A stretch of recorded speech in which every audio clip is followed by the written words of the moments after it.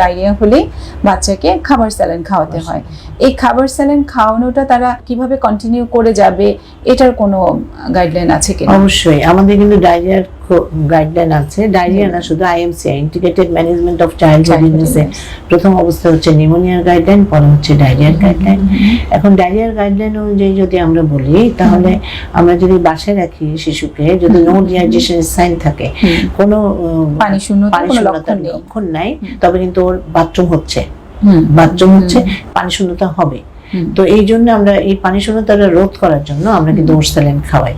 তখন বয়স যদি 2 বছরের নিচে হয়, সেক্ষেত্রে আমরা 10 থেকে 20 চামচ, তার মানে হচ্ছে 50 থেকে 100 ml পানি আমরা ওর স্যালাইন খাওয়াই প্রত্যেকবার পাতলা পায়খানা খাওয়ার পরে।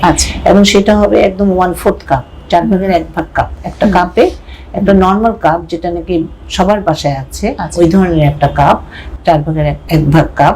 যদি অথবা 10 থেকে 20 চামচ যদি সবসময় মেজার করে নিয়ে ঠিক ওই পরিমাণ পানি যদি প্রতিবার খাওয়ায় প্রত্যেকবার পাতলা পায়খানা হওয়ার পরে, সেটা কিন্তু পানি শূন্যতা রোধ করতে পারে। বানিয়ে নিয়ে সেখান থেকে গুনে গুনে চামচ যে খাওয়াবে।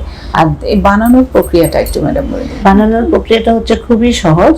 এটা ওর স্যালাইন প্রতি দোকানেই পাওয়া যায়, মুদির দোকানেও পাওয়া যায়, ছোটখাটো চায়ের দোকানেও পাওয়া যায়। কারণ ডায়রিয়াটা আমাদের দেশে খুবই কমন এই জন্য। এবং ওর স্যালাইনটা আমরা বানাই 500 ml পানিতে, 500 ml সিদ্ধ ঠান্ডা পানিতে, নরমাল পানি, সিদ্ধ নরমাল পানি ঠান্ডা করে নিয়ে আমরা কিন্তু ওই প্যাকেটটা যদি পুরোটা ঢেলে দেই এবং ভালোভাবে যদি আমরা ঘুটে নেই, তাহলে পুরোপুরি মিশানো পর্যন্ত, তাহলে আমরা খাওয়াতে পারি। মানে এখানে আমার এরকম করা যাবে না যে ছোট বাচ্চা ওজন কম তাই আমি তার জন্য কম বানাবো, হাফ মানে 250 ml এবং অর্ধেক, এটা না। আসলে পুরা আধা লিটার পানির মধ্যে পুরোটা প্যাকেট ভালো করে, এই ব্যাপারটাই, এই মেসেজটাই সবার কাছে পৌঁছাবে।